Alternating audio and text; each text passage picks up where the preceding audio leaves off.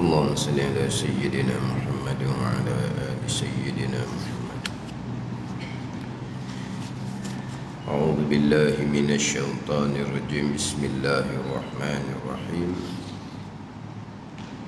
Alhamdulillahi rabbil alamin, wassalatu wassalamu ala sayyidil mursalin wa ala alihi wa sahbihi ajma'in. Rabbi syrah li sadri wa yassir li amri wahlul 'uqdatam min lisani yafqahu qawli. Subhanaka la ilma lana illa ma 'allamtana innaka antal alimul hakim. Wala hawla wala quwwata illa billahil aliyyil azim. Kitab Pati Paridah, muka surat 38, baris yang kedua daripada atas. Qala al-muallifu rahimahullahu ta'ala wa nafa'ana bi'ulumihi amin. Sifat maknawiyah bagi dua sifat. Mana dua sifatnya? Idrak dan takwin. Sifat maknawiyah bagi dua sifat. Mana dua sifat? Pertama idrak dan takwin. Sifat idrak ada maknawiyah dia, sifat takwin ada maknawiyah dianya. Kemudian apakah makna kaunuhu sifat maknawiyah? Terdahulu telah dibicarakan berkaitan dengan makna bagi sifat maknawiyah. Berkata setengah ulama muhakkikin yang mutaakhirin,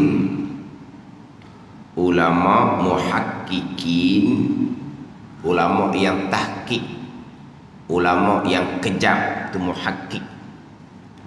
Tahqiq yang biasa saya sebut berkaitan dengan belajar ilmu tauhid, kena sapa tahap tahqiq, fardu ain itulah. Hak ilmu tauhid yang wajib fardu ain kita mengetahui ni, biarlah mengetahui siapa tangga tahqiq. Tahqiq ni kejap, jelas, kemah, nak kata. Jangan duk longgar-longgar. Jadi apabila nak mengetahui dengan tahqiq ni, dengan kejap, jelas, yang dahulu-dahulu saya biasa sebut dengan cerak. Cuma kurang sebut dah ceraknya sebab orang tak faham. Dia kata cerak tak ada teranung, dia kata. Saya kata pelik juga kenapa cerak tak adanya. Kita cakap juga cerak. Kalau kamu pergi cerak boleh. Kan? Ni perginya tidak. Tapi kalau kamu pergi cerak boleh. Ada tak cerak kita? Dia cakap kita kata kan? Apa cerak? Sahih pasti boleh macam orang lain juga. Itu cerak. Jadi biasa saya ngaji dulu sebut tahqiq ni cerak. Jadi saya duk ngajar sebut cerak tu kena-kena orang dengar tu tak faham apa cerak. Mana tahqiq ni kemah, jelas atau tahqiq. Jadi nak memastikan kita mengetahui dengan tahqiq, hak asas-asas ilmu tauhid, ilmu akidah, kita kena mengetahui juga hak jalanan-jalanan yang salah. Nama apa jalanan yang salah tu, tahu nama lagi bagus. Tahu nama lagi bagus. Hak salah tu Tapi kalau hak salah tu nama kita tak tahu tak apa. Tapi kena tahu. Pegangan seumpama ni salah. Jadi sebab apa nak kena tahu? Sebab kita nak supaya hak pegangan ahli sunnah wal jamaah tu kita tahu dengan tahqiq. Kejap jelas. Maknanya kalaulah adalah orang-orang yang berkenaan yang memang orang-orang yang dianggap tinggi oleh masyarakat, tiba-tiba dia bawa pegangan yang salah. Kita dengar tu salah. Ini salah. Sebab apa? Sebab tahqiq dah kitanya, kejap dah kita, jelas dah kitanya manakah akidah ahli sunnah wal jamaah, manakah akidah yang salah. Mari siapa sekalipun kalau dia ajar tu salah, kita jelas salah tu buat tahqiq sungguh. Mari orang mengajar ni orang baru, muda sangat lagi orang mengajar ni, kita pun rasa macam ya kedok budak ni. Ya kedok budak ni boleh kedok ni ilmu akidah ni, bukan ilmu furu' agama, cabang agama, fiqh contohnya. Ini ilmu akidah ni. Dia pun mengajar, kita dengar, comel. Comel mana apa ni? Hak dia ajar tu kita tahqiq, itulah akidah ahli sunnah wal jamaah. Walaupun mula-mula kita tengok kepada orang ajar yang tak kita kenal lagi, baru-baru mari contohnya, kita rasa macam dah, sebab ilmu akidah. Ilmu akidah ni kena pastikan molek nak belajar dengan siapa. Tapi makna kita dengar tu jelas. Kejap dah kita, tu betul ya ajar, betul. Comel dia ajar. Mari macam mana orang sekalipun dia angkat macam mana sekalipun, disebut macam mana sekalipun, kalau hak dia ajar tu salah, kita tahu salah. Tu tahqiq tu. Tapi apabila ditanya, kamu kata salah tu macam mana? Cuba kamu perjelaskan. Nak suruh perjelaskan, saya tak pandai lah setakat tu. Mana tak, tapi hak kita tahu betul salah tu tahqiq. Itu hak qada fardu ain kitanya. Kita boleh menjelaskan, boleh menyatakan salah tu macam mana, itu fardu kifayah. Seelok kena tahu jugalah. Sebab terkadang kita kata salah, orang akan persoal siapa tu yang awak kata salah tu. Berani awak kata salah. Salah macam mana? Kok jalan mana salah? Kena urailah. Tapi tak pandai nak urai, tak erti fardu kifayah. Jadi macam mana kita nak pastikan orang yang dengar tu tidak ikut salah tu? Biar ke dia lah. Biar ke dia macam mana? Kalau yang bertanya tu anak cucu kita sendiri, nak biar ke dia macam mana? Kita bawa anak kita pergi satu program, orang yang hebat-hebat, kita pun kata hak yang ajar tu salah orang Salah kok mana ayah siapa dia tu ayah berani ayah kata salah. Macam mana salah? Kok mana salah? Ayah tak pandai. Adakah anak kita nak ikut kita yang tersalah ataupun nak ikut orang hak hebat? Tu kata. Penting hak ni, tapi fardu kifayah boleh menghuraikan, boleh menjelaskan. Tapi untuk kita sendiri fardu ain tahqiq. Satu-satu akidah yang kita belajar, kita duk pegang, hak asal hak fardu ain lah ni. Biar sampai tahap tahqiq. Itu tahqiq. Muhaqqiq ni ulama yang tahqiq lah. Dia muhaqqiqin ni, dia ada muhaqqiqin, dia ada mudaqqiqin. Hak daqiq ni hak halus lagi. Hak tahqiq ni jelas, cerah, nyata. Hak daqiq, mudaqqiqin, daqiq ni halus. Jadi muhaqqiqin ni ulama yang tidak berkata satu masalah kecuali didatangkan serta dengan dalil. Tu muhaqqiq. Kalau sebut kata mudaqqiq, satu masalah didatangkan satu dalil, kemudian didatangkan dalil atas dalil pula. Ni panggil apa ni? Dua lapis dalil tu. Dia panggil mudaqqiqin, dia panggil. Muhaqqiqin, mudaqqiqin. Dia kena tahu jugalah istilah ilmu ni. Berkata setengah ulama muhaqqiqin, ulama yang tahqiq dia panggil. Ya mutaakhirin. Ni bahasa Arab lah kira ni. Mutaakhirin ni ulama yang akhir-akhir. Kemudianlah ulama yang kemudian. Tahu dah akhir-akhir kan? Takhir takkan tak tahu. Takdim tahu dah. Takhir takdim tahulah. Jamak takhir jamak takdim tu kau tak tahu kau. Jamak takhir jamak takdim. Jadi mutaakhirin ni ulama yang kemudian. Mutaqaddimun ulama yang dahulu. Memang Arab tapi kita dengar pun kita perasan dah tu. Mutaakhirun, mutaqaddimun. Apa dia mutaakhirun? Ulama yang kemudian. Apa dia mutaqaddimun? Ulama yang dahulu. Dia di kalangan ulama tauhid, di kalangan ulama fiqh ada berlakulah dua tu. Oh ni pandangan ulama-ulama yang bermazhab Syafi'i yang mutaakhirun. Ya, dia kata gitu. Ini pandangan di kalangan ulama-ulama yang bermazhab Syafi'i yang mutaakhirun, yang kemudian. Mana Imam Ibn Hajar, Imam Syekh Ramli, dia panggil ulama fiqh bermazhab Syafi'i yang mutaakhirun. Syekh Zakaria Al-Ansari contohnya, Syekh Khatib Syurbini contohnya, dipanggil ulama fiqh yang masyhur. Tapi ulama fiqh yang mutaakhirun, kurung yang ke-9, kurung yang ke-10, atau mutaakhirun dia panggil. Ni hak ulama tauhid yang mutaakhirin. Mutaakhir tengok tepatlah. Hak mutaakhirun ke mutaakhir tengok tepat. Jadi mutaakhirin di sini yang masyhurnya mengatakan bahawa lepas daripada 300 tahun dipanggil mutaakhirun, 300 tahun ke awal dipanggil mutaqaddimun, ataupun dikenali sebagai ulama khalaf dan juga dikenali sebagai ulama salaf. Ini semua perkataan-perkataan yang kita nak kena ambil tahu.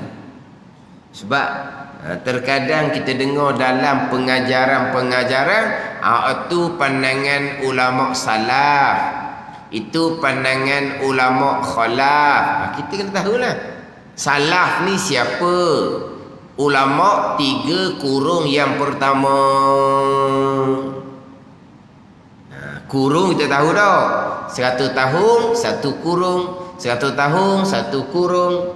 Jadi 3 kurung yang pertama dengan bahawa 300 tahun Hijri ke bawah.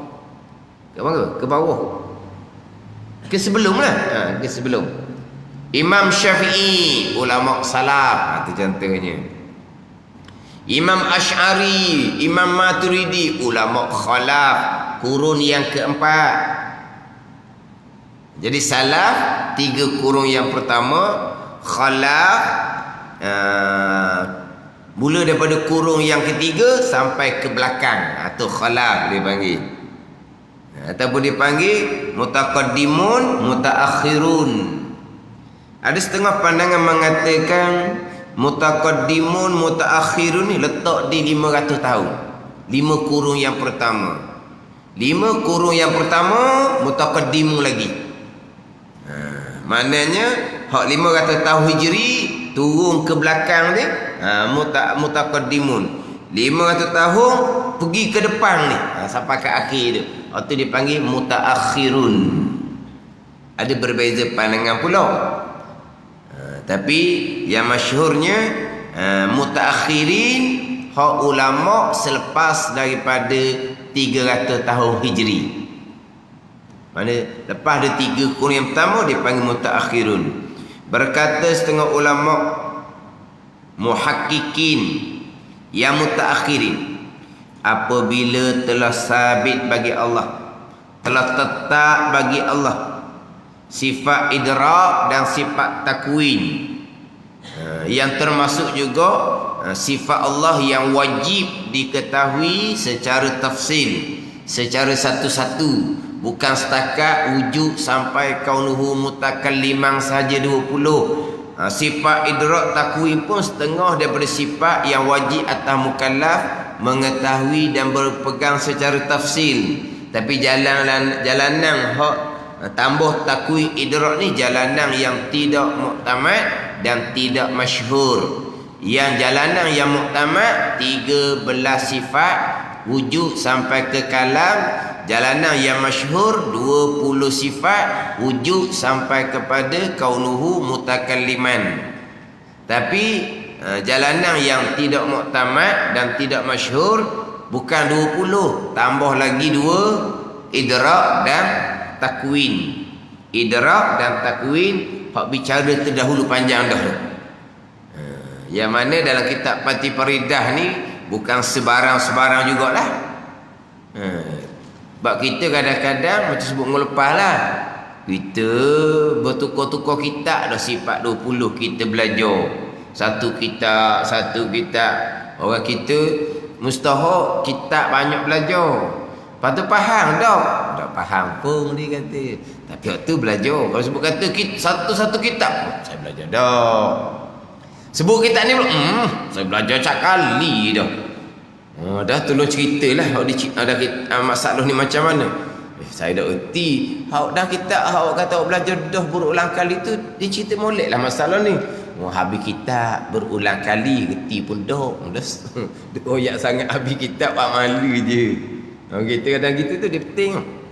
Yang mana kadang-kadang kita belajar satu kitab kitab tauhid hak bukan besar lah sebab pandangan kita lah maknanya.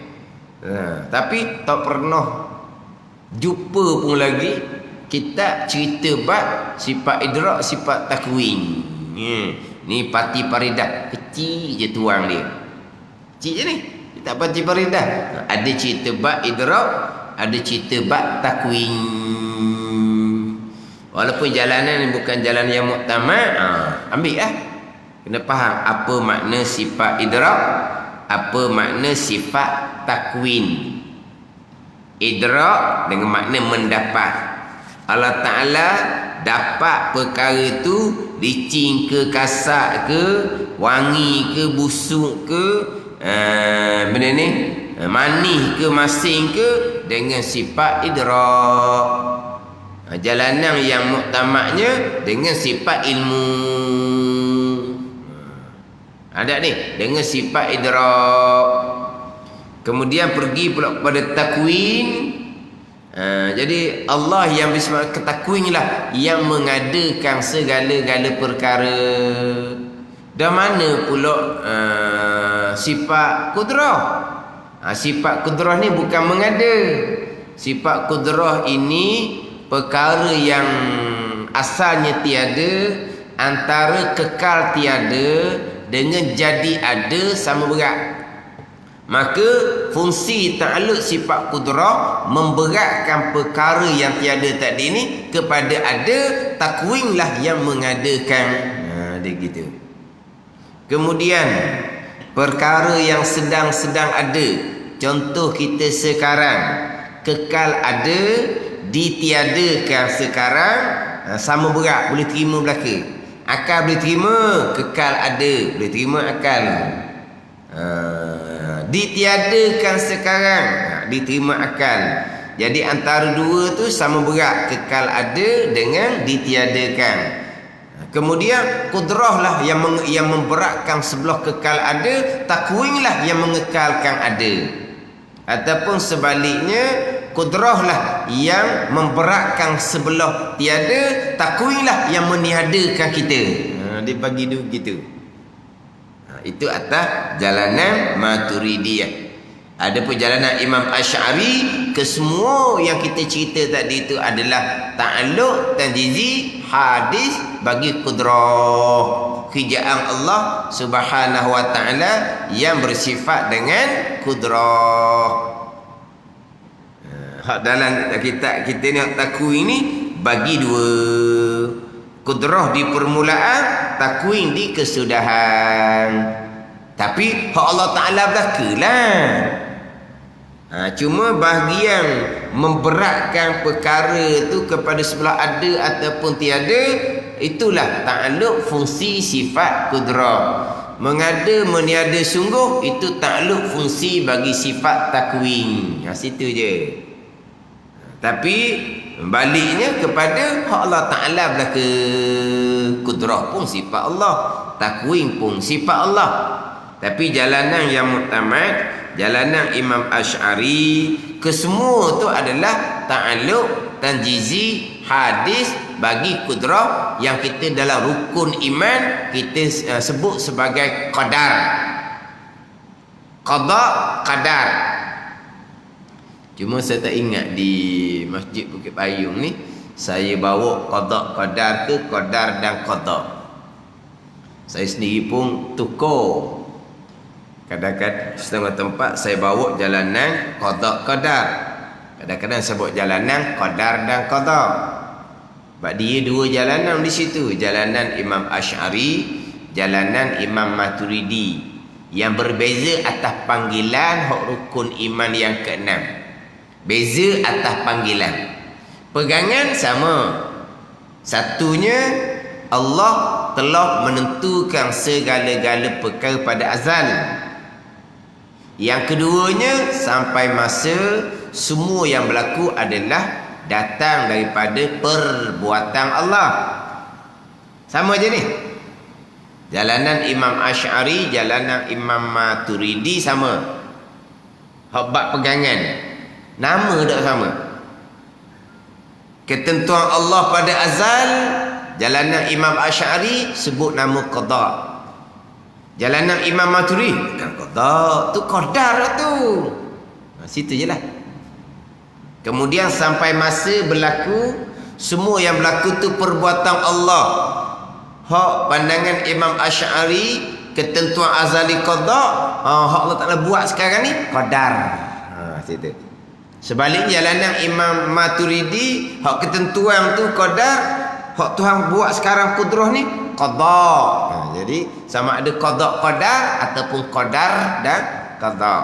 Lain dah tu. Bukan lain dari segi pegangan. Pegangan sama, ketentuan Allah dan perbuatan Allah. Tapi yang berbeza hanyalah sebutan.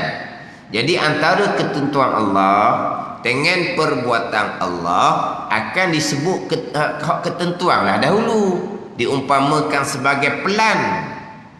Kemudian perbuatan Allah diumpamakan sebagai pelaksanaan. Mestilah antara pelan yang azali dengan pelaksanaan sekarang akan disebut pelan dahulu lah. Jadi kalau kita dengar orang mengajar ataupun kita tengok dalam kitab, beriman dengan qada dan qadar, jalanan Imam Asy'ari. Ni nak kena sahih ni. Orang lain mari mengajar sebab bertukar pula dah qadar dan qada, qadar dan qada.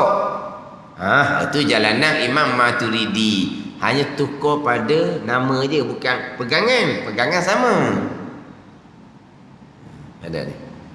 Ya, ni pun mustahak juga kalau kita tak tahu seumpama ni, kita akan jadi terkeliru. Memang ada kitab qada qadar, ada kitab qadar dan qada. Ni saya pernah sebut ni dalam satu sekolah rendah. Tapi sekolah rendah ni hak swasta, hak sendiri. Hak mata pelajarannya banyak hak agama. Jadi daripada jauh 1 sampai jauh 5 tu memang ada tajuk berkaitan dengan rukun iman yang ke-6. Cuma jauh 1 rekah, naik jauh 2 panjang sikit, naik jauh 5 tu lagi panjang huraian. Comel lah tu. Ni kita cerita ni hak kitab tauhid lah ni. Hak buku tauhid. Buku fiqh buku lain pula. Hak jauh 1 qadar dan qada. Naik jauh 3 rasa, jauh 3, jauh 4, jauh 5 qada dan qadar. Atau orang ngajar pula. Sebab jauh 1 tu qadar dan qada. Naik derajah kemudian tu bertukar pula dah sekolah yang sama. Tapi buku lain lah, buku darjah lain. Sekolah sama. Dia sudah bertukar kepada qada dan qadar. Maka orang mengajar lah kena cerita. Yang kamu belajar, kalau kata baca dia jauh 1, jauh 3, jauh 4, jauh 5, kita sejauh 2 tak ada. Dia ingat gitu lah. Maknanya kalau kata dia jauh 3, buka dalam buku sekolah jauh 3 tu qada dan qadar, maka ustaz kena peringatlah. Ingat tak masa kamu jauh 1? Jauh 1 macam mana? Qada dan qadar ke qadar dan qada? Tak boleh nak jawab. Okeylah tak nak jawab. Semuanya pergi masuk je satu semula. Gitu tau. Boleh. Penuh pula kelas. Tak ada penjarakan jadinya. Dah. Tanya tak nak jawab. Satu semula lah. Mana kena cerita lah. Hak terdahulu qadar dan qada pun boleh. Hak buku sekarang ni qada dan qadar boleh, tapi atas dua jalan yang berbeza. Yang berbeza pegangan bukan, yang berbezanya hanya panggilan. Pegangan sama ketentuan azali, kemudian perbuatan Allah sama pegangan. Cuma sama ada ketentuan azali itu qada ataupun qadar, dan juga perbuatan Allah tu qada ataupun qadar, gitu je. Tapi dalam kitab-kitab lama kebanyakannya jalanan Imam Asy'ari, qada dan qadar. Dalam buku-buku baru dia banyak qadar dan qada, bukan qada dan qadar. Buku-buku baru. Sebab ada di kalangan ahli lughah, ahli bahasa, dia lebih cenderung kepada qadar dan qada, bukan qada dan qadar. Tapi dalam kitab-kitab lama biasanya qada dan qadar. Jadi saya dah ingat sini ni, qada qadar ke qadar dan qada. Memang saya pun tukar-tukar kadang-kadang. Cuma hak saya tajuk rukun iman yang ke-6 yang terkininya hak dalam Terengganu FM tu lah, hak saya sebut tu, hak kemarin, hak pagi kemarin pukul 10 suku tu, hak Terengganu FM Ad-Dinul Khalid, saya bawa qada dan qadar. Qada dan qadar saya bawa tu. Jadi pembicaraan sekarang berkaitan dengan qada lah. Saya masuk bertajuk qada perkara jahat. Perkara jahat, kufur dan maksiat datang daripada qada Allah Subhanahu wa taala yang bersifat dengan iradah selaras dengan sifat ilmu. Itu hak bicara sekarang, panjang lagi nak bicara tu. Lepas tu nak masuk tajuk qadar pula.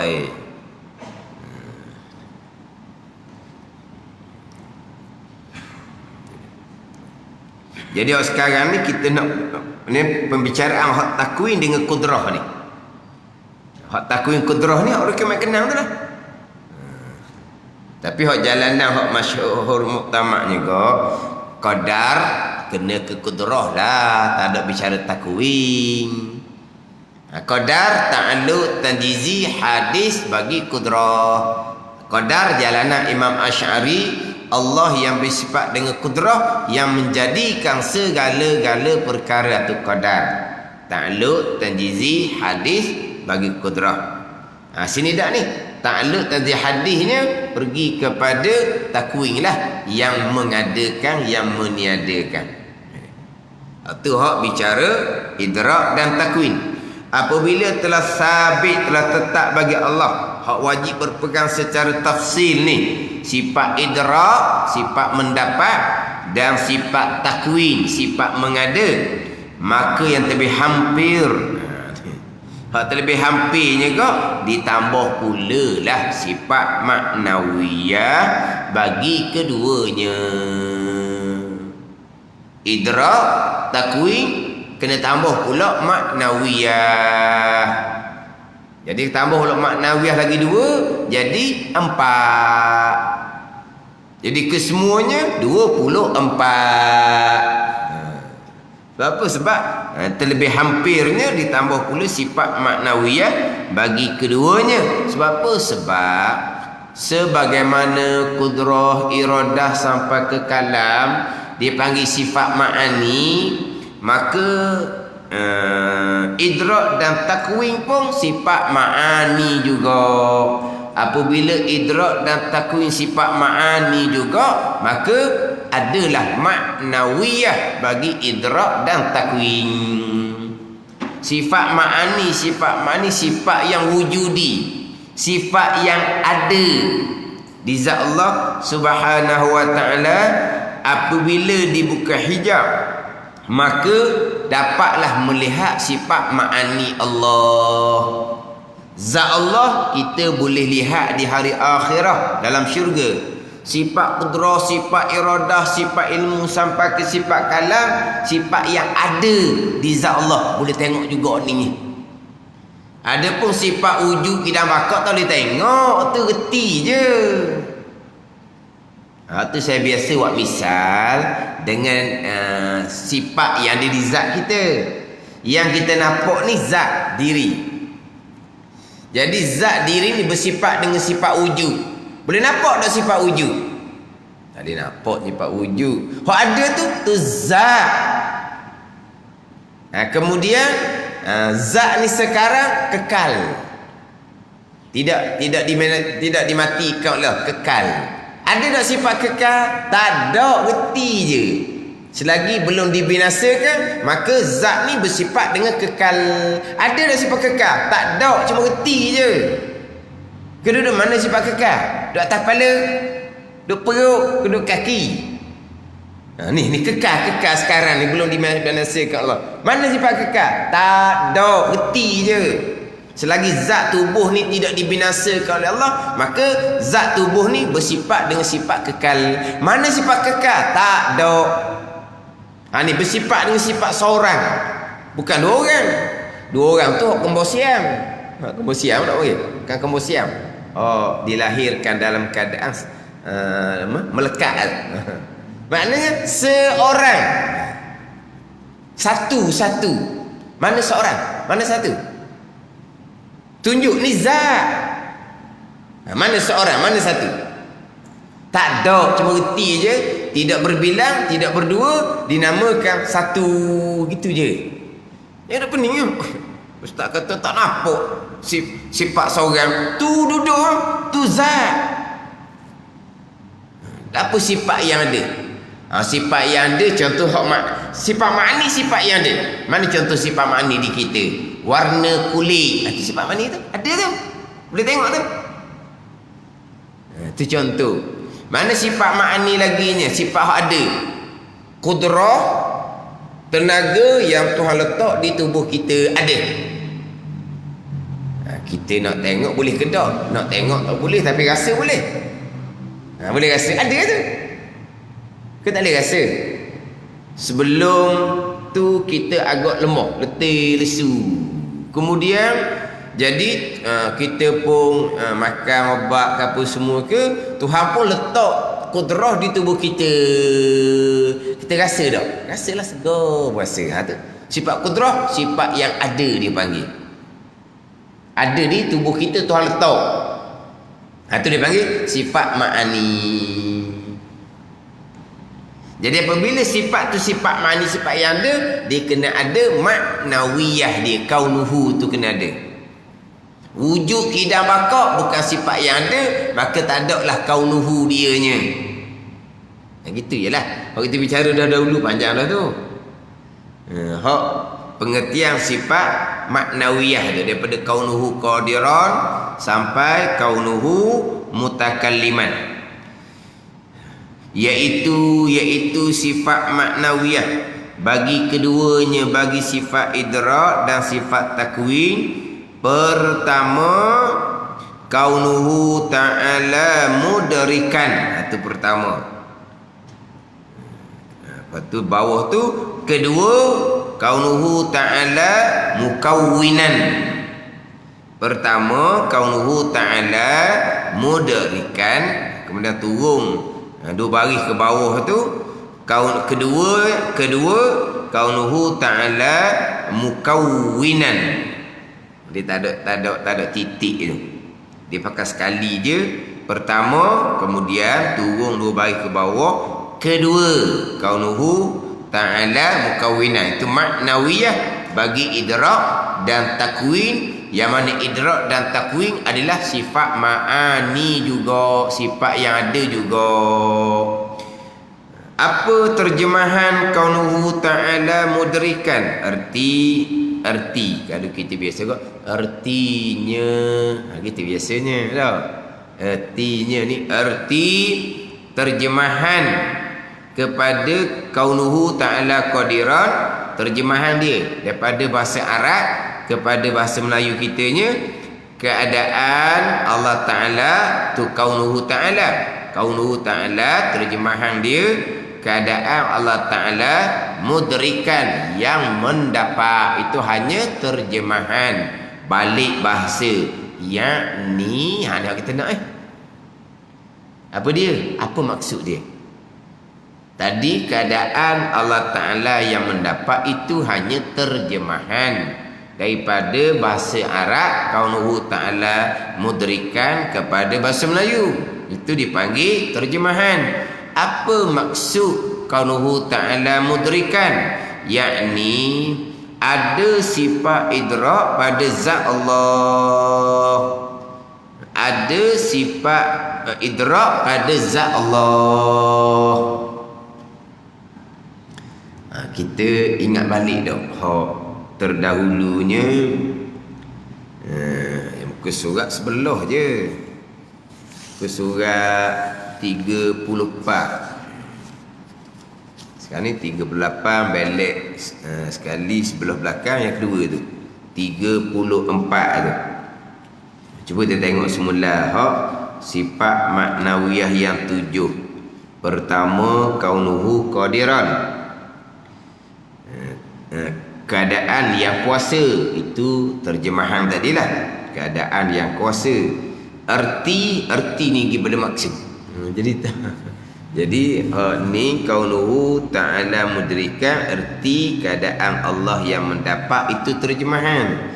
Yakni ada sifat idrak pada zat, itu maksud. Sekarang ni Musa 34, kaunuhu qadiran, keadaannya keadaan Allah Ta'ala yang kuasa, terjemahan. Maksudnya apa? Erti tu bagi maksud pula.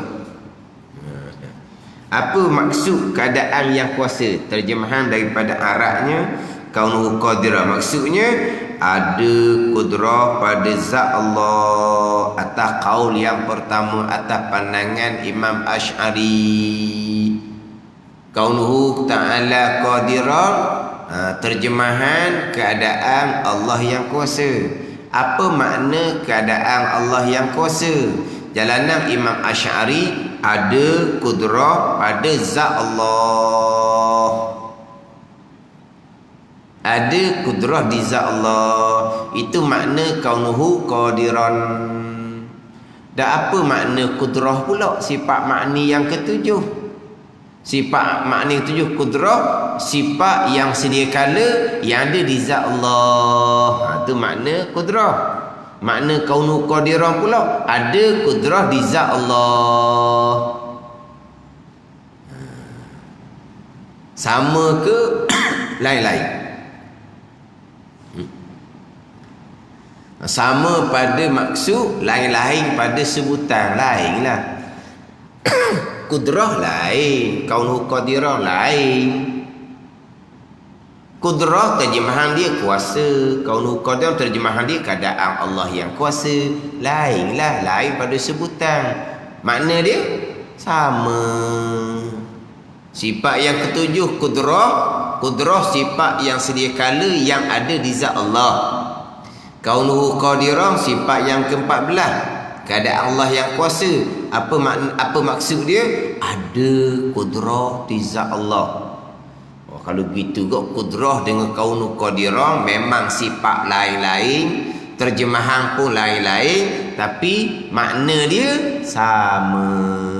Oleh kerana makna sama inilah, atas jalanan Imam Asy'ari cukuplah berpegang dengan kudrah sahaja.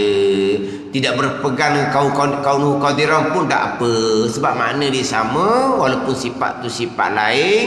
Jadi atas jalan Imam Asy'ari, kaunuhu qadiran sifat Allah, tapi cukup berpegang secara ijmal, secara ringkas sudah memada. Secara tafsir satu-satu detik tak payah, cukup dengan kudrah sampai ke kalam. Jadi atas jalanan Imam Asy'ari, yang wajib atas mukallaf mengetahui dan berpegang secara satu-satu 13 sudah cukup. Dah maknawiyah 7 kaunuhu tu sifat Allah, sifat Allah juga, tapi maknanya sama dengan makna sifat makni. Jadi tak payah banyaklah. Jadi wujud sampai ke kalam sudah cukup. Ini atas jalanan Imam Asy'ari, kaunuhu qadiran sifat Allah, tapi maknanya apa? Ada kudrah di zat Allah. Macam sini ada sifat idrak pada zat Allah. Itu makna kaunuhu, tahu kaunuhu ta'ala mudrikan. Ada sifat idrak pada zat Allah. Ia datangkan satu je makna. Dia hak sifat idrak, sifat takwin. Sifat takwin contohnya itu jalanan Imam Maturidiyah. Jadi kaunuhu mudrikan ni kena letak atas makna jalanan Imam Maturidi lah. Apa makna jalanan Imam Maturidi kaunuhu mudrikan? Kita balik kepada makna jalanan Imam Maturidi kaunuhu ta'ala qadir. Apa maksud dia? Hak tadi kaunuhu ta'ala qadiran, terjemahan dia keadaan Allah yang kuasa. Maksud dia ada kudrah pada zat Allah tu jalanan Imam Asy'ari. Mana jalanan Imam Maturidi? Kalau kita betul-betul pakai jalanan sifat 20, kita betul-betul pakai jalanan Imam Maturidi, kita kena berpeganglah kaunuhu qadiran atas pengertian maksud hak Imam Maturidi. Mana pengertian maksud hak Imam Maturidi? Kaunuhu ta'ala qadiran. Maksudnya pertambatan kudrah dengan zat Allah. Payah pula jadinya. Hatu sifat 20. Kaunuhu qadiran, keadaan Allah yang kuasa. Itu baru terjemahan. Apa maksud kaunuhu ta'ala qadiran? Maksudnya ada kudrah pada zat Allah. Tak betul? Jalanan sifat 20 tak betul. Itu jalanan sifat 13. Ni kadang-kadang ni dia bawa jalanan sifat 20, jalanan Imam Maturidi. Kaunuhu ta'ala qadiran, keadaan Allah yang kuasa. Terjemahan dia pun letak apakah maksud keadaan Allah yang kuasa. Maksudnya ada sifat kudrah pada zat Allah. Tak betul. Tak betul dengan jalanan Imam Maturidi hak sifat 20. Itu betul atas jalanan Imam Asy'ari sifat 13. Sekarang ni kamu sebut sifat 20, kamu hurah ikut sifat 13. Tak betul lah gitu. Apa maksud kaunuhu qadir atas jalan sifat 20? Ni pertambatan kudrah dengan zat Allah. Apa pula pertambatan ni? Jadi sekarang ni zat Allah, zat yang ada. Sifat kudrah Allah, sifat yang ada. Jadi macam mana sifat kudrah nak ada di zat Allah? Kaunuhu qadiran lah, seolah-olah yang tampak sifat kudrah pada zat Allah.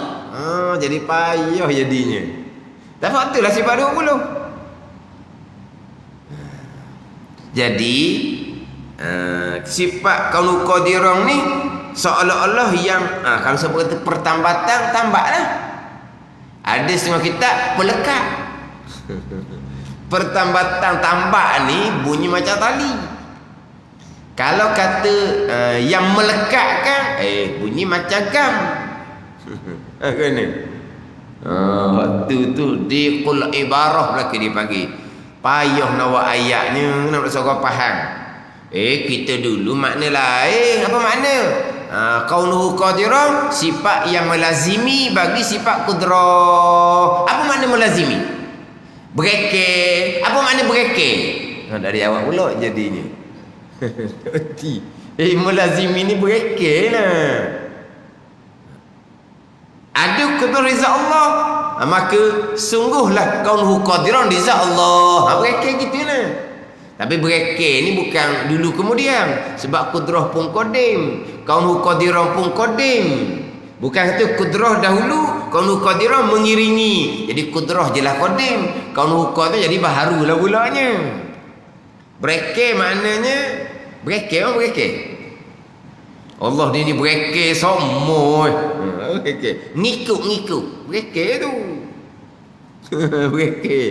Tengok je pakai baju siap. Nak berekek tu. Nak berekek. Tak apa gitu. Allah dia ni. Berekek semua. Nak kilah kain tak boleh. Aku tu cakap. Nak kilah kain tak boleh.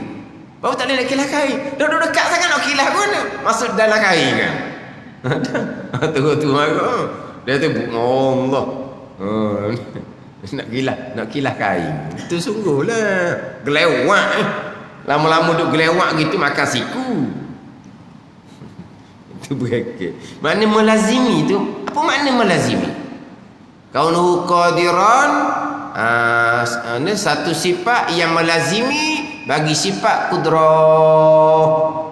Ada sifat kudrah, maka sungguhlah di Tuhan kaunuhu qadiran. Itu melazimi. Kenapa jadi melazimi? Kerana seolah-olahnya kaunuhu qadiran inilah yang tambah, yang ikat sifat kudrah di zat Allah. Tu. Ini jalanan sifat 20. Jalanan Imam Asy'arinya tak payah pelekat-pelekat dah lah. Kudrah ada di zat Allah, cukup lah. Adanya macam mana? Tak payah dah. Adanya macam mana? Sebab kudrah sifat yang ada. Boleh tengok sifat kudrah di hari akhirat. Wujud, kidam, bakat bukan sifat yang ada. Jadi kudrah sifat yang ada. Macam mana sifat kudrah ada di zat Allah? Tak payahlah. Ni pakai contoh. Kalau misal kepada kita, sifat putih di kertas, misal pada makhluk, putih di kertas. Kertas adalah zat. Putih adalah sifat ma'ani, sifat yang ada. Kita boleh tengok warna putih tu. Jadi lepas tu kertas tu baharu ke, lama ke, kertas tu sehelai ke, itu dipanggil sifat yang tak ada. Kan putih kan dia ada sifat, kertas kan dia ada sifat kok. Sifat apa? Kertas baru. Tu sifat. Kertas lama, kertas buruk, tu sifat. Jadi baru tu sifat ada tak? Tak ada, sifat tu cuma reti. Kertas ni baharu, kertas ni lama, kertas ni sehelai, satu je kertas. Tu pun sifat yang kita reti juga tak ada. Kertas ni putih ada. Putih ada. Dipanggil sifat ma'ani. Jadi kertas satu perkara yang lain, zat. Putih satu perkara yang lain, sifat.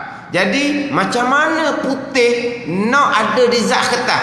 Kaunuhu abyad, satu sifat lain pula yang melekatkan putih di kertas. Tu kaunuhu abyad, maknawiyat dia panggil.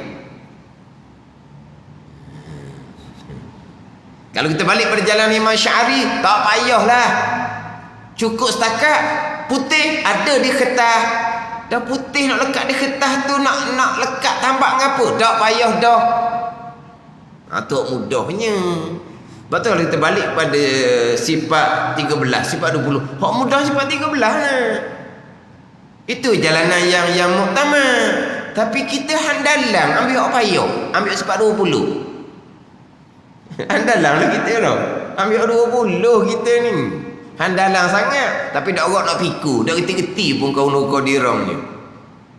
Dak reti ambil 13 sudah lah. Wujud sampai ke kalam jalanan Imam Asy'ari dak 20. Handalang 20. Kau nak qadirang ni nak kena faham molek.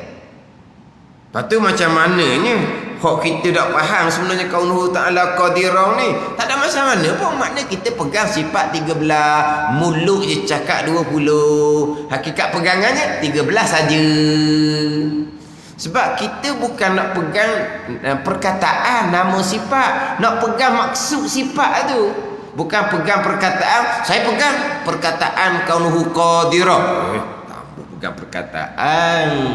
Nak pegang maksud dia. Apa maksud kaunuhu qadirah? Maksudnya ada kudrah di zat Allah. Tu maksud sifat 13.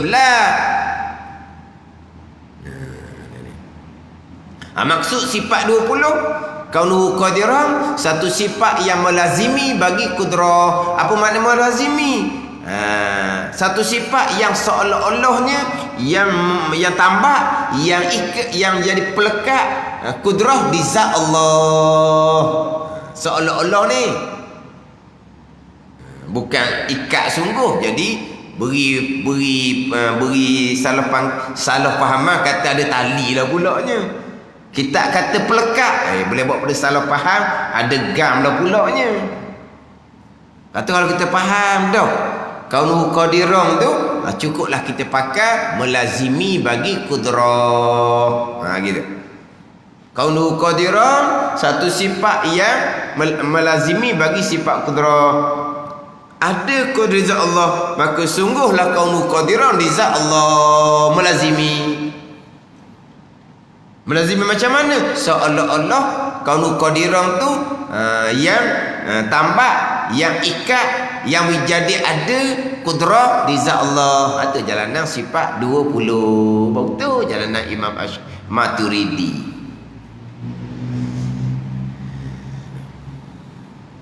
Sebab kita di Terengganu ni dia agak itulah, kadang-kadang tak sapa juga dengan jalanan sifat 20. Cukup di tangga sifat 13. Kitanya sifat 20. Hura kata sifat 20. Tapi sampai masanya cerita sifat 13. Kaunuhu qadiran ada kudrah di zat Allah. Ada. Satu sifat yang melekatkan sifat kudrah di zat Allah itu sifat 20. Jadi macam sini samalah ni, dia kena ada dua lah sini. Yakni ada sifat idrak pada zat Allah. Ini jalanan Imam Asy'ari. Kalau jalanan Imam Maturidi, satu pertambatan sifat idrak dengan zat Allah gitu.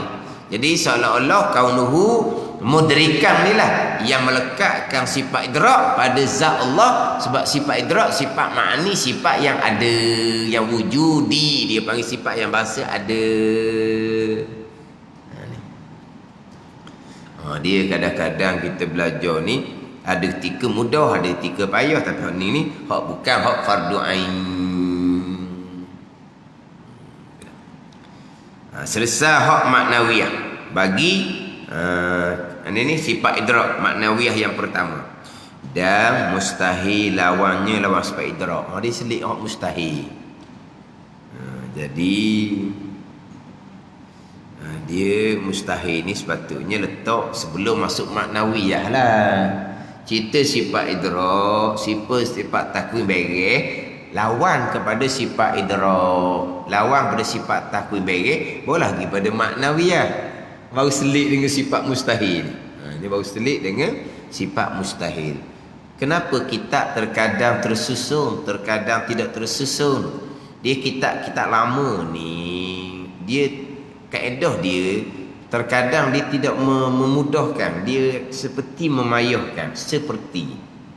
Sebab apa? Sebab untuk memastikan bahawa kitab mereka bukan dibaca sendiri, tapi cari guru terlebih dahulu. Dia berbeza dengan orang sekarang. Seboleh-boleh dia nak tulis biar sangat-sangat mudah, biar orang boleh baca tanpa perlu cari guru. Jadi gitu. Dulu dah Wan susung gini ni. Mari mana pula mustahil ni? Kita duk cerita bab maknawiyah ni. Bab apa jadi selang-seli ni? Tak apalah kata orang ngajar. Macam tadi. Kenapa datangkan maksud pada kaunuhu mudrikan satu je? Ada sifat idrak pada zat Allah. Apa dak mari dua? Hak macam mana kaunuhu ta'ala qadiran dahulu. Tu kena belajarlah. Tak boleh membaca sendiri.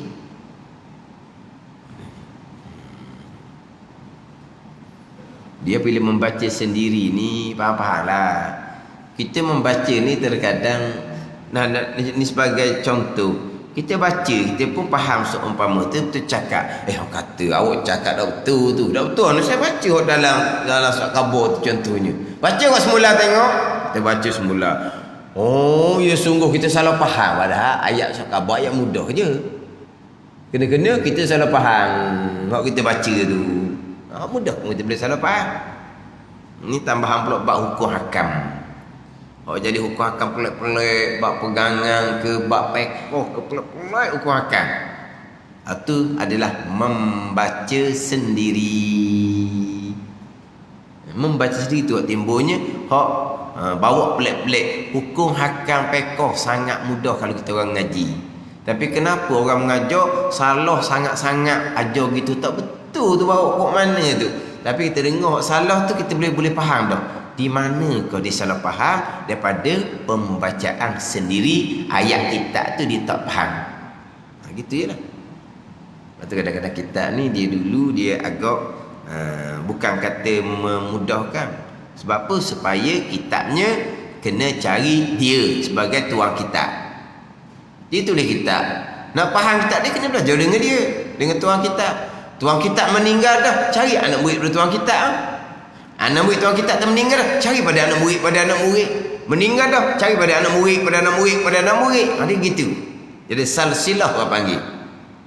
Bukan membaca sendiri. Jadi sini dia mari mustahil lawan kepada sifat idrak. Dan mustahil lawan sifat idrak iaitu tak ada sifat idrak pada zat Allah tu.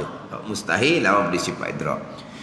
Kedua, kedua ni sifat maknawiyah yang kedua. Tadi pertama kaunuhu ta'ala mudrikan. Kedua tak ada titik, tak ada koma ni. Kedua kaunuhu ta'ala mukawwinan. Kaunuhu ta'ala mukawwinan. Arti ni balik bahasa terjemahan, keadaan Allah Ta'ala yang mengada. Yakni ni kepada maksud ada sifat takwin pada zat Allah Ta'ala. Jalanan Imam Asy'ari pula letak makna. Kalau jalanan Imam Maturidi sungguh kaunuhu ta'ala mukawwinan, pertambatan sifat takwin pada zat Allah. Sifat takwin sifat ma'ani, sifat yang wujudi yang ada. Kaunuhu mukawwinan lah yang seolah-olahnya yang melekatkan sifat takwin pada zat Allah Ta'ala. Mana kena balik kepada hak kaunuhu ta'ala qadirang lah. Jadi kita kaunuhu ta'ala qadirang tu pergi pada dua makna tu kena ambil molek tau. Kena ambil molek. Sebab kita dahulu surat 34 bukan sekali tu datangkan dua makna. Sampai ke 77. Diulang pada ulang. Yang kedua kaunuhu muridan, keadaan yang menghendaki, artinya ada iradah pada zat Allah, itu Asy'ari, atau pertambatan iradah dengan zatnya zat Allah, tu Maturidi. Ketiga kaunuhu aliman, terjemahan dia keadaan yang mengetahui. Apa maksud dianya? Ada ilmu pada zat Allah. Satu, jalanan Imam Asy'ari. Kedua, pertambatan ilmu dengan zat Allah. Sampailah kepada yang ketujuh, kaunuhu mutakalliman, keadaannya yang berkata-kata. Itu terjemahan. Apa maksud dia? Ada sifat kalam pada zat Allah, jalanan Imam Asy'ari. Pertambatan sifat kalam dengan zat Allah, jalanan Imam Maturidi. 3 kali berulang dengan ayat yang sama, cuma sifat lain-lain. Kita ingat tau. Baru muka surat sebelah barunya. Dia ada dua jalanan. Jadi sini pun dua jalanan lah. Kaunuhu mudrikan dan juga kaunuhu mukawwinan.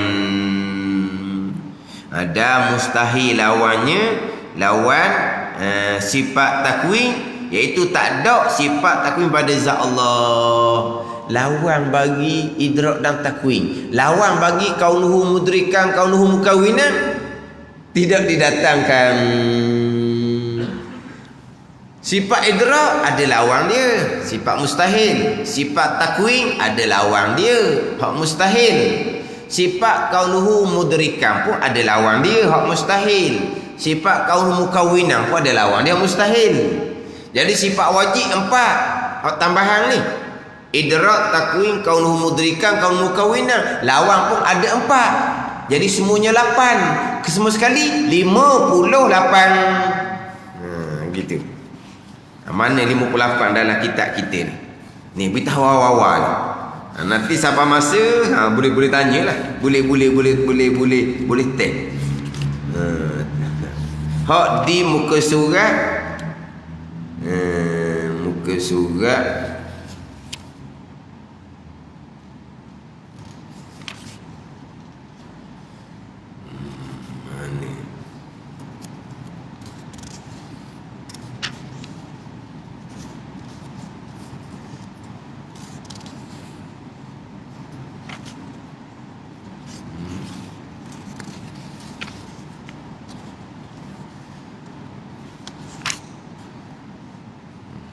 Dia tak ada dalam tu.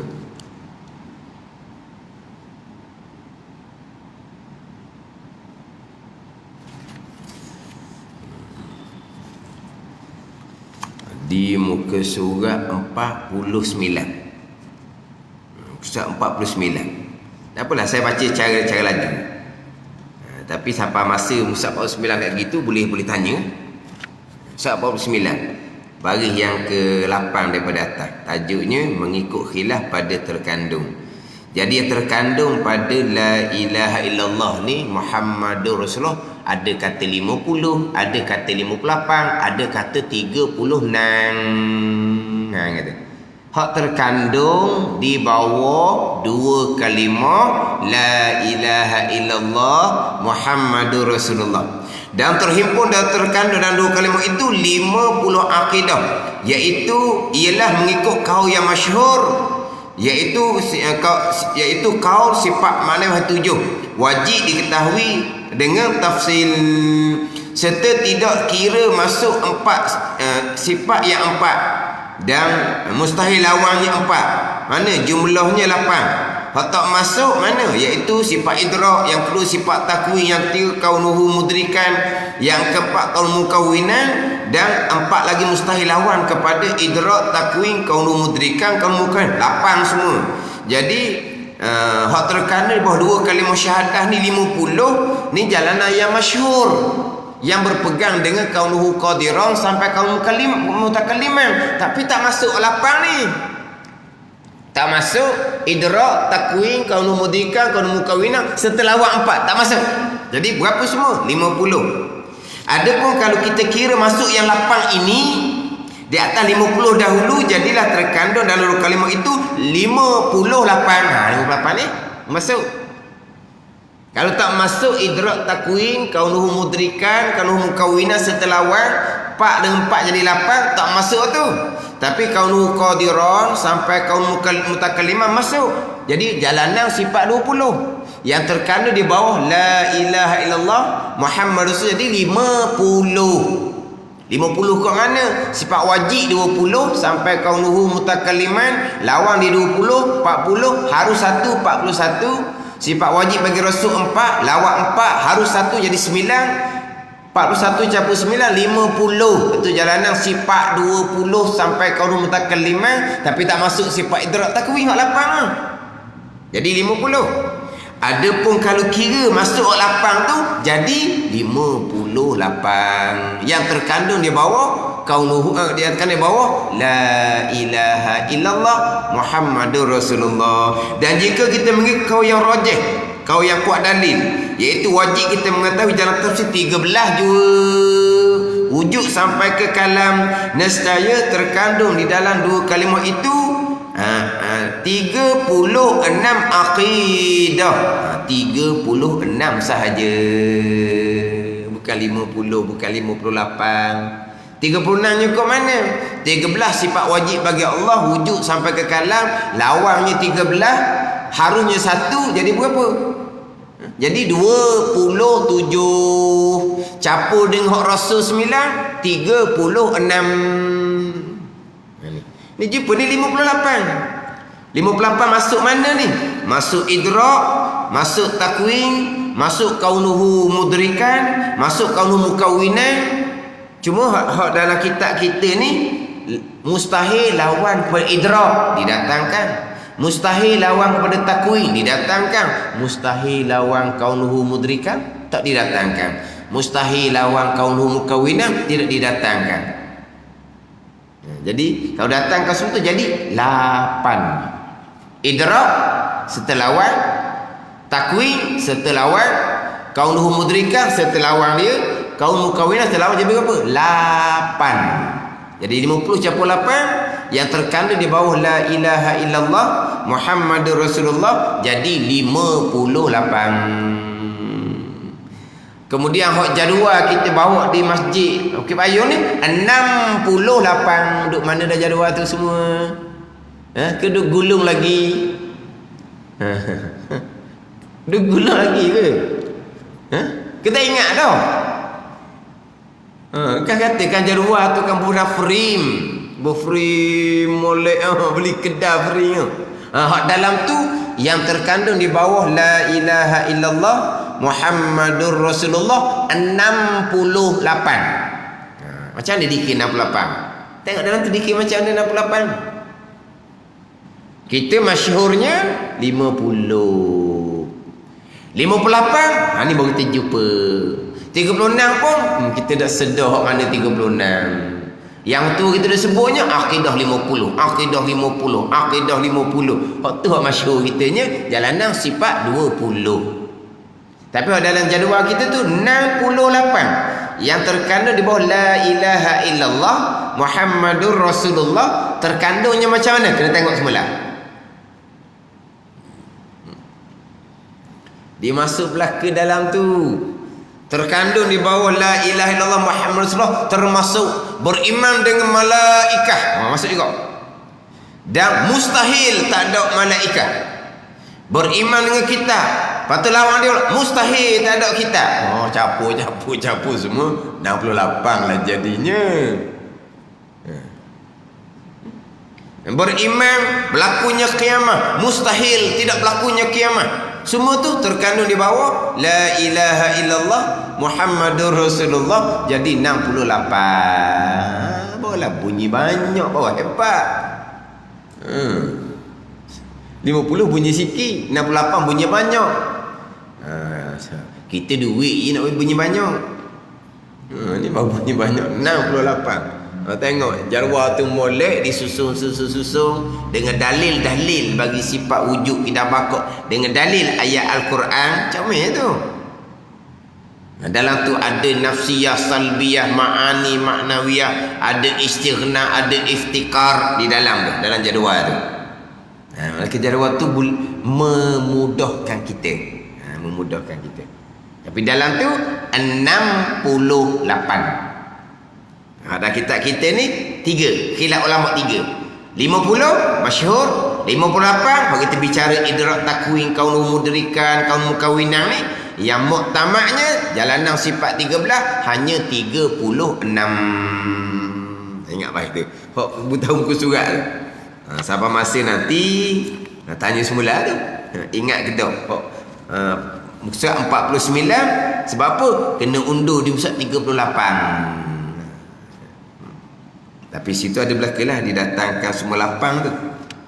Sifat idrak, yang kedua sifat takwin, yang tiga kaunuhu mudrikan, yang keempat kaunu mukawinan, dan 4 lagi mustahil lawannya, jadi semua 8. Selesai bicara sifat yang wajib bagi Allah Subhanahu wa taala dan sifat yang mustahil bagi Allah Subhanahu wa taala. Nak masuk pula harus bagi Allah. Harus bagi Allah ni pembicaraan yang terakhir yang berkait dengan sifat Allah. Nanti akan masuk pada bicara sifat Rasul. Jadi bicara haruh ni bicara yang terakhir berkaitan dengan sifat Allah Subhanahu wa taala. Wallahu a'lam.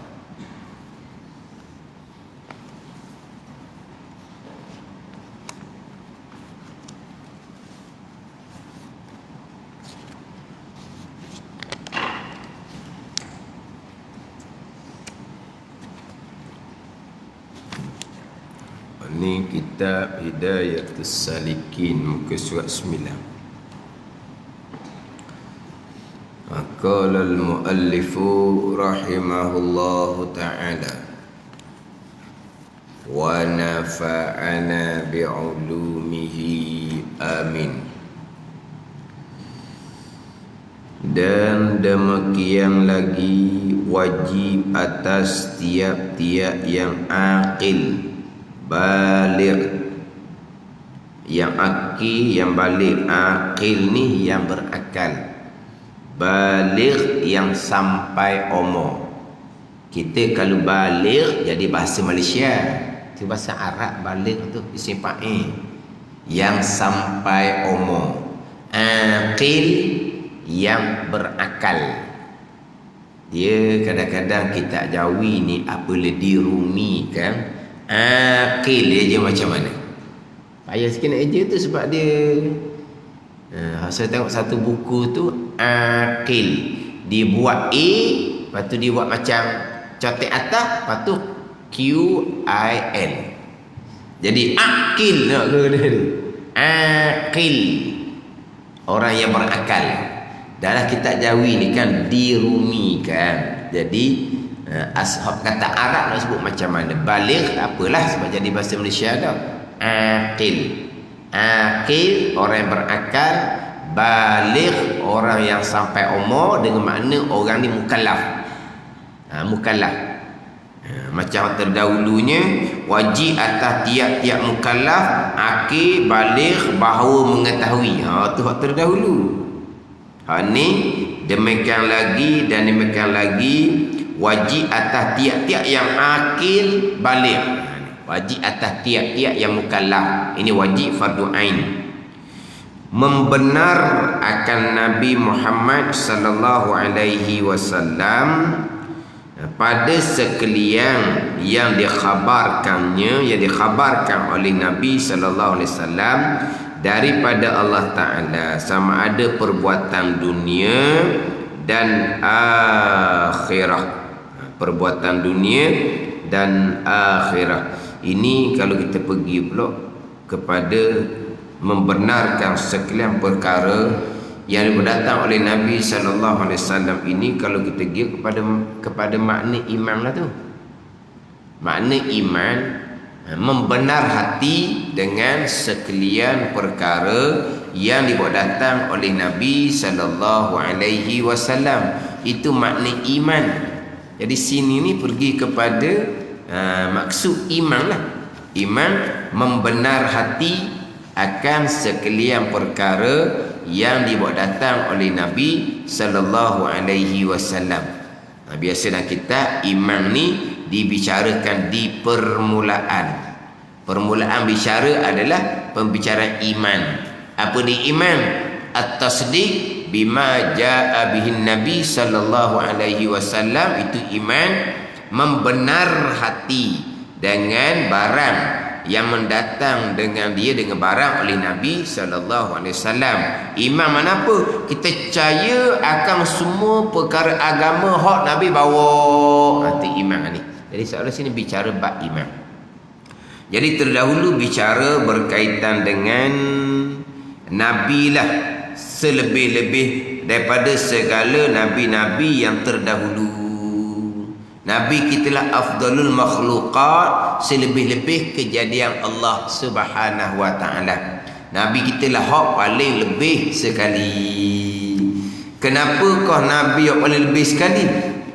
Nabi yang paling lebih sekalinya, yang pertama kerana Nabi menjadi kesudahan bagi sekalian nabi-nabi. Maka Nabi lah yang paling lebih sekali. Yang kedua, kenapakah Nabi yang paling lebih sekali? Kerana Nabi sallallahu alaihi, kerana syariat Nabi sallallahu alaihi wasallam melengkapi atas segala makhluk Allah. Syariat rasul-rasul yang terdahulu, yang pertamanya hanya untuk manusia, jin tak masuk. Kemudian manusia pula, manusia mana? Manusia yang terkadang di kalangan kabilah mereka sahaja, tak masuk kabilah lain. Manusia mana? Terkadang manusia yang hanya berada di tempat mereka sahaja. Tempat lain Allah Ta'ala utuskan rasul lain pula. Adapun Nabi sallallahu alaihi wasallam diutuskan kepada sekalian. Kemudian syariat Nabi pula melengkapi syariat Nabinya. Kemudian pula lebihnya Nabi SAW, syariat Nabi kekal sampailah kiamat. Adapun Nabi Rasul terdahulu, syariah mereka tidak kekal. Diutuskan Nabi lain, kemudian syariah Nabi yang terdahulu sudah terbatal, sudah tidak boleh lagi digunakan.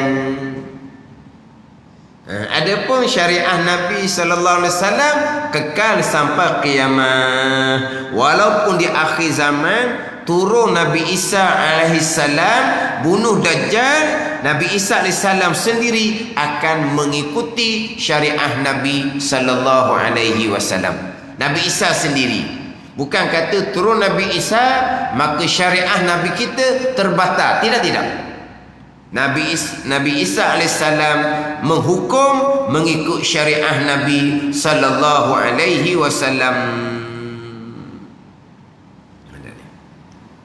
Kemudian macam mana Nabi Isa menghukum dengan syariat Nabi? Nabi Isa ambil direct daripada Al-Quran. Nabi Isa ambil direct daripada Al-Quran. Kata setengah pandangan ulama, Nabi Isa pergi kepada kubur Nabi SAW. Nabi Isa belajar daripada Nabi SAW.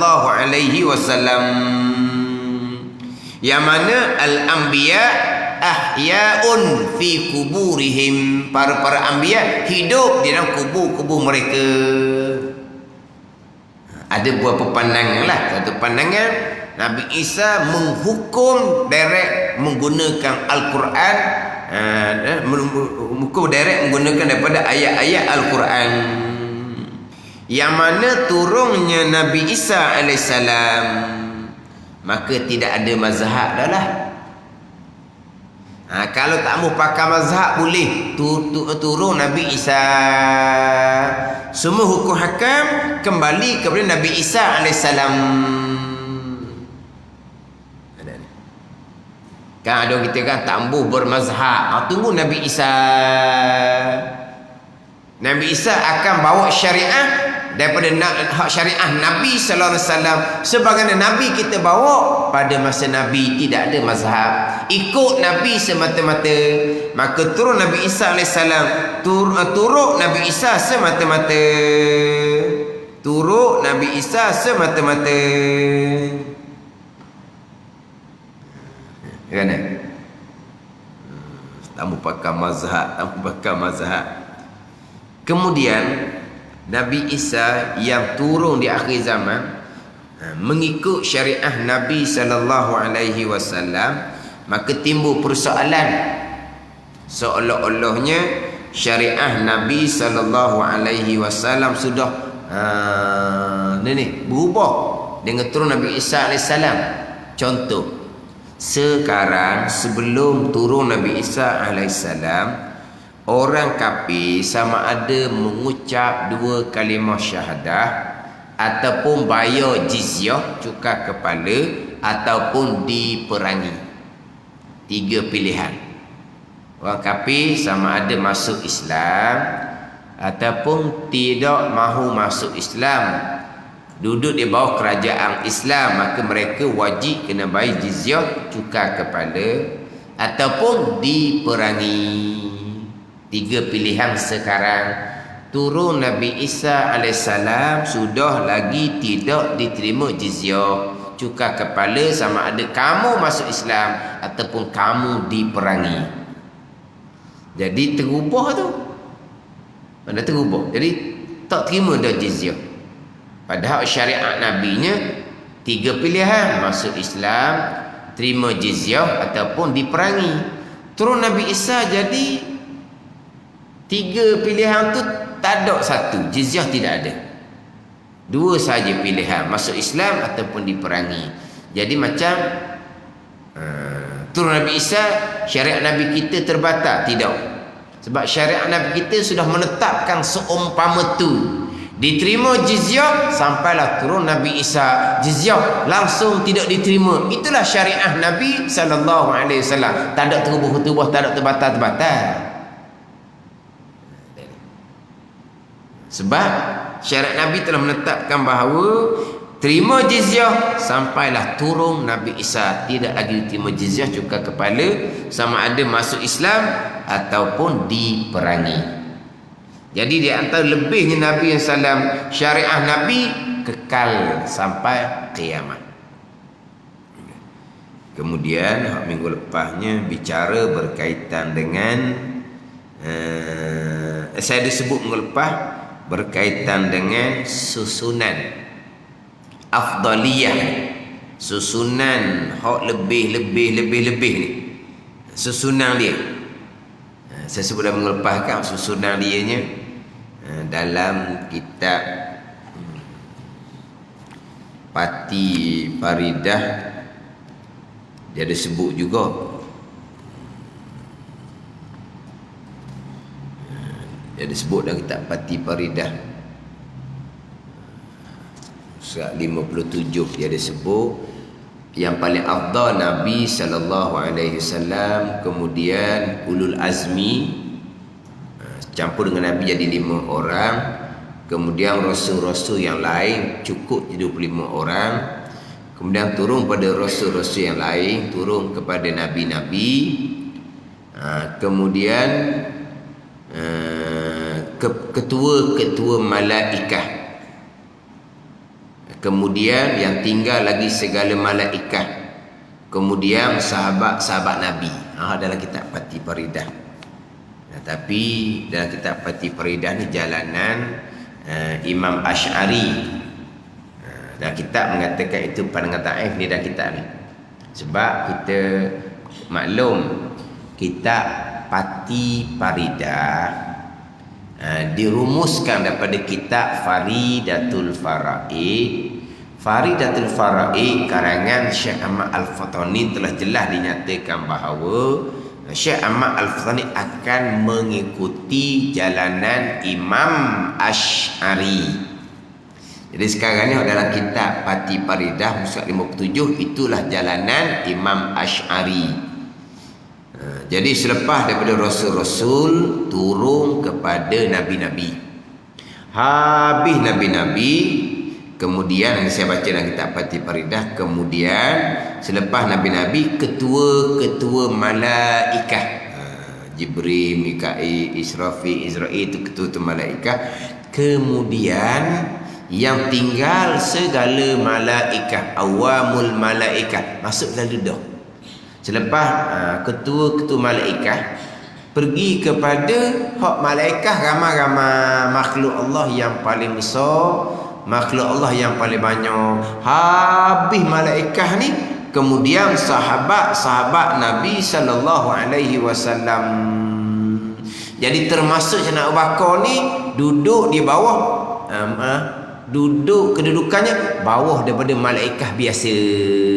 Ini jalanan Imam Asy'ari. Tapi ini jalanan ta'if, kan jalan muktamad. Jalan muktamad sebenarnya saya sebut minggu lepasnya adalah jalanan Imam Maturidi.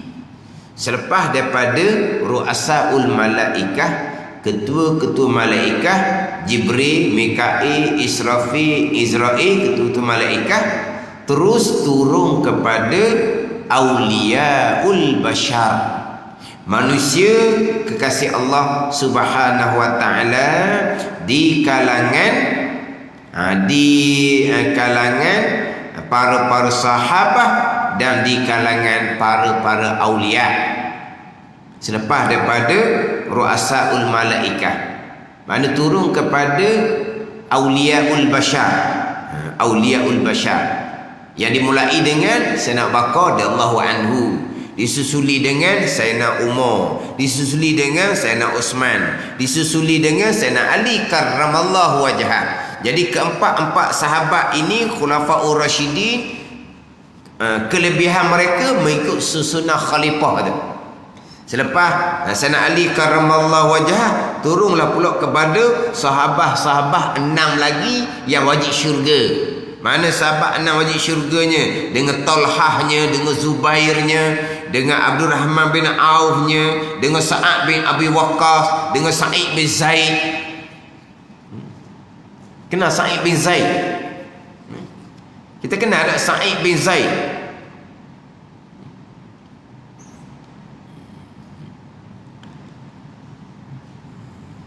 Dia salah Sa'id bin Zaid bukan yang dipukul oleh Sayyidina Ali karramallahu wajhah tu. Kita ingat sejarah, ingat sejarah dia. Sa'id bin Zaid itu bukan adik ipar kepada Sayyidina Umar radhiyallahu anhu.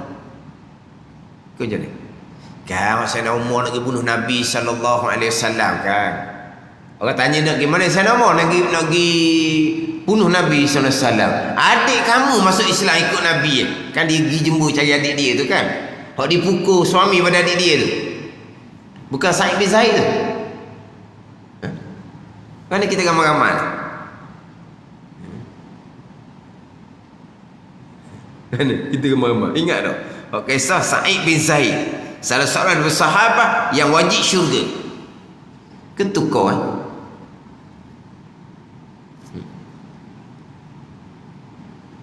kau nak tanya budak-budak tahu kisah begini tau. Kau budak-budak tahu kau. Sebab dia budak-budak ni ada buku sejarah 10 orang sahabat. Sejarah Sayyidina Abu Bakar, Sayyidina Umar, Sayyidina Uthman, Sayyidina Ali, sejarah Talhah, Zubair, Abraham bin Auf, Sa'ad bin Abi Waqqas, sejarah Su'id ni Sa'id bin Zaid. Lepas tu sejarah Abu Ubaidah Amir Al-Jarrah. Ni kan dia ada buku kecil. Ada cerita 10 sahabat hak wajib syurga ni. Macam mana Sa'id bin Zaid? Orang tengok semula lah. Malu kat orang kita ni ajar salah. Waktu ramai-ramai kita pula dah dia nak tolong seorang. Masjid, Bukit, Payung, Marang, Terengganu. Okey. Mana? Dah tanya sungguh ni. Hak kisah Sa'id bin Zaid. Ke betul kau nama apa hak kena pukul di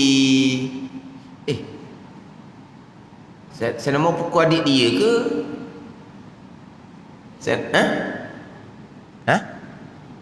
Mana?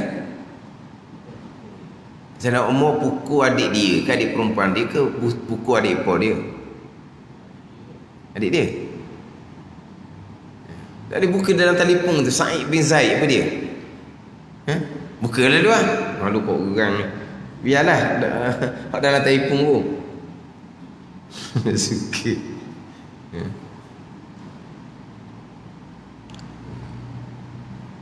Contoh kisah Abu Ubaidah Amir Al-Jarrah. Bunuh ayah sendiri dalam peperangan Badar. Masyhur kisah Abu Ubaidah Amir Al-Jarrah. Dia bunuh ayah dia pada peperangan Badar.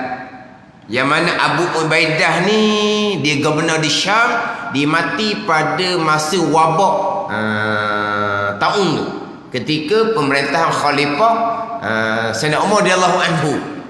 Yang mana Abu Ubaidah ni dia antara nama yang Sayyidina Umar nak cadang sebagai khalifah selepas dia. Tapi Abu Ubaidah meninggal pada tahun tu, mati ribu-ribu sahabat dan para tabi'in. Atau Abu Ubaidah dia bunuh ayah dia dalam peperangan Badar. Dalam peperangan Badar, jadi Abu Ubaidah ni kafir Quraisy ramai. Abu Ubaidah ni dia akan cari kafir Quraisy lain lah. Dia tak mau carilah ayah dia duduk sebelah kafir Quraisy tu.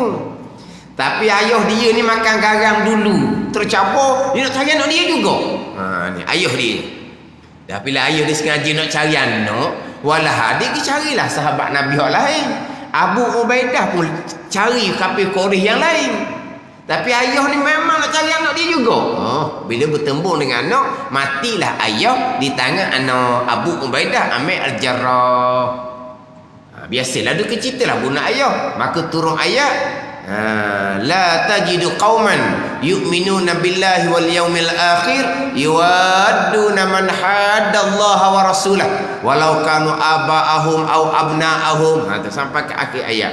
Kamu tak akan jumpa dengan kaum yang beriman dengan Allah dan hari akhirat mengasihi akan mereka yang memusuhi Allah dan Rasul, walaupun mereka tu ayah mereka sekalipun, anak-anak mereka sekalipun.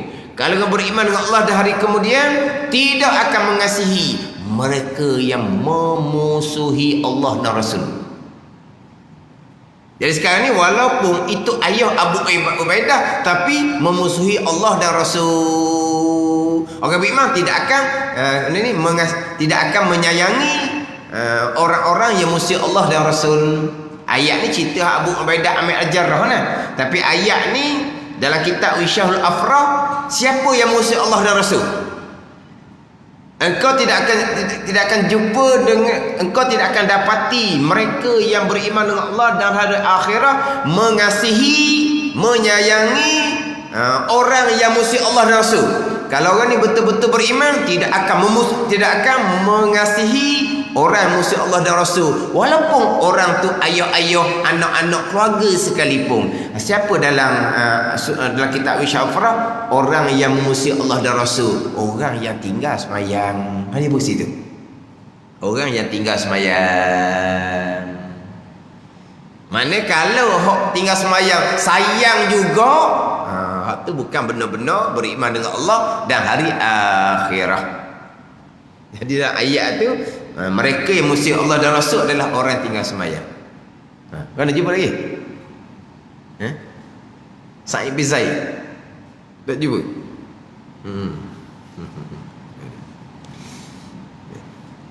Jadi selepas daripada sahabat empat Khulafaur Rasyidin, tu pada 6 lagi sahabat yang wajib syurga.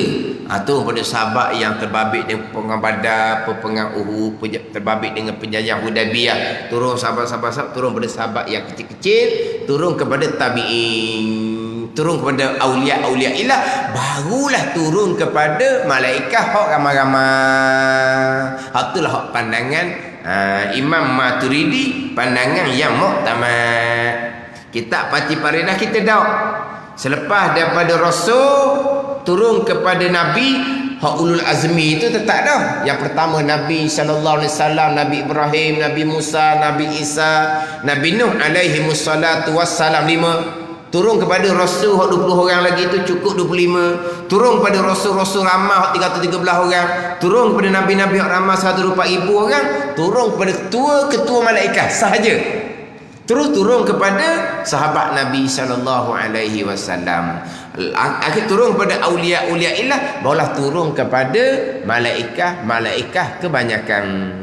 Ada pula kitab Fatih Faridah ni, selepas daripada Rasul, Nabi, selepas dia Nabi, ketua-ketua malaikat, selepas dia ketua-ketua malaikat, terus turun kepada malaikat hak biasa-biasa. Barulah turun kepada sahabat Nabi sallallahu alaihi wasallam.